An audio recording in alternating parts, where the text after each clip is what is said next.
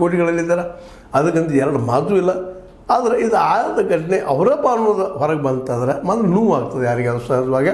ಆದರೆ ಬರಬೇಕು ಸತ್ಯನೂ ಇರಲಿ. ಸತ್ಯ ತೊಗೊಳ್ಳೋದೆಲ್ಲಕ್ಕಿಂತಲೂ ಸತ್ಯವೇ ದೇವರು, ಮತ್ತೊಂದಿಲ್ಲ. ಅಸತ್ಯ ಏನು ಅನ್ನೋದು ಈ ಅಸತ್ಯಕೋರನ್ನು ಹಿಡಿದಾಗ ಗೊತ್ತಾಗ್ತದೆ. ಅಧರ್ಮೀಯರು ಯಾರು ದರಿದ್ರು ಅದನ್ನು ಹಿಡಿಬೇಕಾಗ್ಯದ.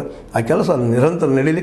ಅವೆಲ್ಲ ಸ್ಪಾಟ್ಗಳು ಮುಗಿಯುವವರೆಗೆ ನಾವು ಇನ್ನೂ ಸ್ವಲ್ಪ ಸೇಮ್ ತೊಗೊಂಡು ಮೋಸ್ಟ್ಲಿ ಇಂದ ನಾಳೆ ಅವ್ರು ಯಾರು ಬರ್ಬೋದು. ಈಗ ನಡೀತಾ ಇದೆ ನಡೀಲಿ. ಈಗ ಮತ್ತೊಟ್ಟು ಹೆಚ್ಚು ಜನ ಬರ್ತಾ ಇದ್ದಾರೆ. JCB ಉಪಯೋಗ ಮಾಡಬಾರ್ದು ಅನ್ನೋಂಥ ನಿರ್ಧಾರಕ್ಕೆ ಬಂದಿದ್ದಾರೆ. ಇವೆಲ್ಲ ಒಳ್ಳೆಯ ನಿರ್ಧಾರಗಳ. ಯಾಕಂದರೆ JCB ಅಲ್ಲಿ ಕಾಡಿನಲ್ಲಿ ಗಿಡಗಳು ಭಾಳ ಇರೋದ್ರಿಂದ, ಬೇರುಗಳು ಭಾಳ ಇರೋದ್ರಿಂದ ಎಲ್ಲ ಕಡೆ ನೆಡೋದು ಗಿಡಗಳು ಹೊಡೆದು ಬೀಳ್ತದೆ ಅನ್ನುವಂಥ ದೃಷ್ಟಿಯಲ್ಲೇ JCB ಬಳಸಲಾರದು ಇನ್ನಷ್ಟು ಹೆಚ್ಚು ಜನರನ್ನು ಕಾರ್ಮಿಕರಲ್ಲಿ ಉಪಯೋಗ ಮಾಡಬೇಕಂತೇಳಿ ನಿರ್ಧಾರ ಮಾಡಿದಂತ ಈಗ ಬರ್ತಾ ಇದ್ದೆ ಔಷಧಿಗಳು. ಇವು ನಿರಂತರ ಬರ್ತಾನೆ ಇರ್ತಾವೆ.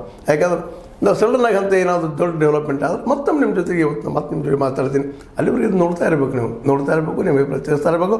ಅಧರ್ಮೀಯರ ವಿರೋಧವಾಗಿ ಚಡಪಡಿಸಬೇಕು, ಅವ್ರ ಶಿಕ್ಷೆ ಆಗಬೇಕು. ಎಲ್ಲರೂ ಪ್ರಯತ್ನ ಮಾಡಬೇಕಾಗಿದ್ದಲ್ಲ. ಯಾಕಂದ್ರೆ ಧರ್ಮ ಉಳಿಬೇಕಾಗಿತ್ತಂದ್ರೆ ಅಧರ್ಮೀಯರಿಗೆ ಶಿಕ್ಷೆ ಆಗಬೇಕು, ಅಸತ್ಯವಂತರ ಶಿಕ್ಷೆ ಆಗಬೇಕು, ಅನ್ಯಾಯಕೋರರಿಗೆ ಶಿಕ್ಷೆ ಆಗಬೇಕು. ಅದು ಅಂದಾಗ ಮಾತ್ರ ನಮ್ಗೆ ನಮ್ಮ ಸಂವಿಧಾನದ ಮೇಲೆ, ನಮ್ಮ ಪೊಲೀಸ್ ವ್ಯವಸ್ಥೆ ಮೇಲೆ, ನಮ್ಮ ಕಾನೂನಿನ ಮೇಲೆ ವಿಶ್ವಾಸ ಮಾಡಲಿಕ್ಕೆ ಸಾಧ್ಯ ಇದೆ.